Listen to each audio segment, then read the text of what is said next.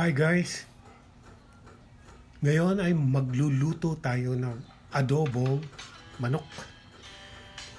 Hindi naman tayo marunong magluto kaya re-research muna natin sa YouTube.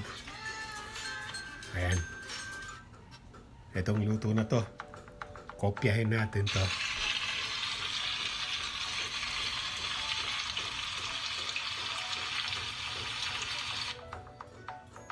Ayon doon sa na-research natin, ito ang mga kinakailangan na rekados.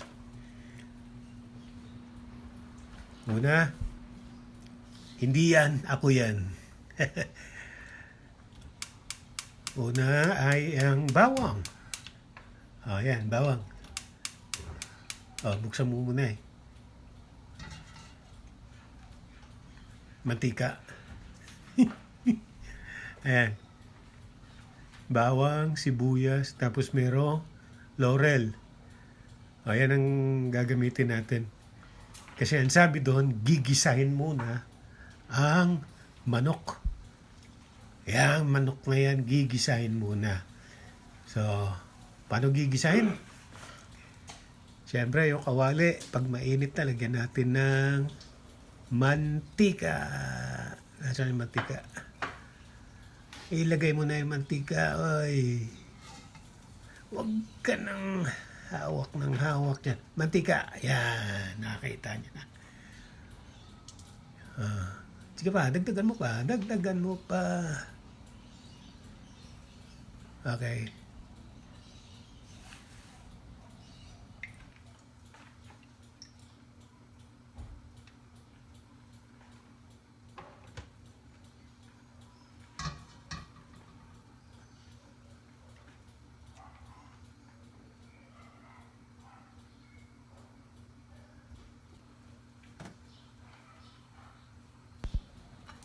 Again, ang kailangan natin ay sibuyas.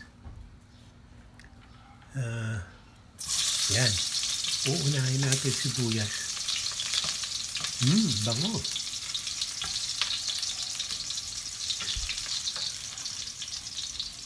Hinaan natin konti. Baka masunog eh. Gagalaw-galawin natin. Hihiwala-hiwalayin. Pagkatapos niyan ay ang ayan, bawang. Ganda. Ayan. Lakasan natin konti. Oops, meron pang balat ng bawang. Baka mamaya makain yun.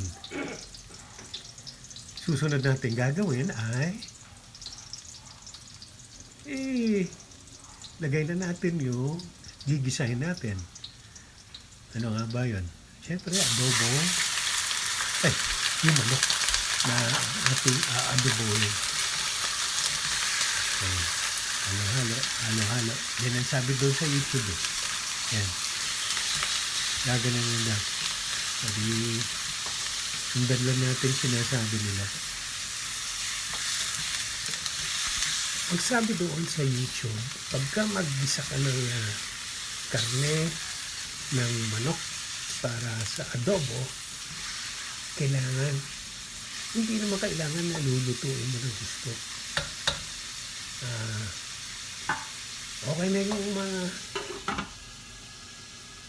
magkaroon ng sunog-sunog yung mga balat. Masunog yung balat. Okay. Lagyan natin na asin mamaya. Ngayon na. Baka makalimutan pa. Ayan. Pero, kailangan konti lang kasi maglalagay pa tayo mamaya ng isa pang maalat, yung toyo ng asawa nyo.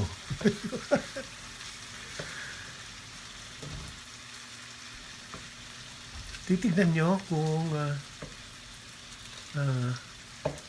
kailangan pantay yung paggisa ng karne. So, wag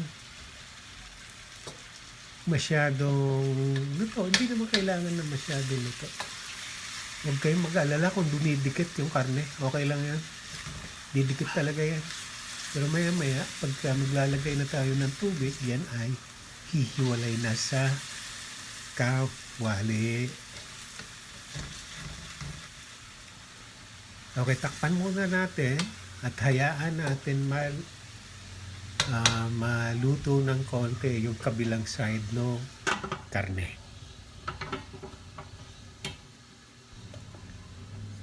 Okay, after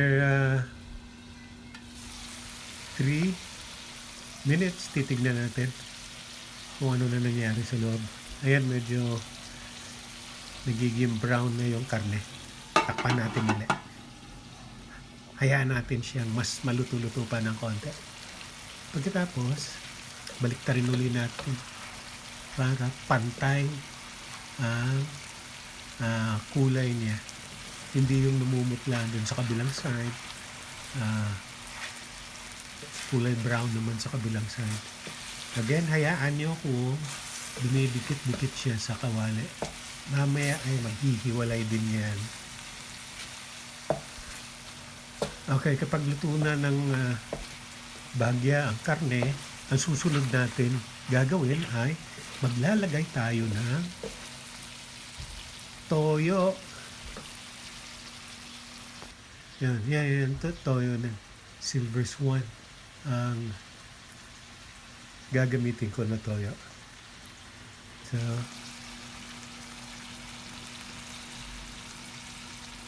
ang sabi doon, half cup, pero tansyahan lang siguro. Ayan. Huwag masyadong marami kasi syempre, aalat yan. May asin pa yan kanina. So, ayan, tama na yan. Ganyan karami. Kasi maglalagay pa tayo ng tubig mamaya para pampaluto ng laman. So, mag-iiba pa ang lasa niyan. Hindi yan ganun kaalat.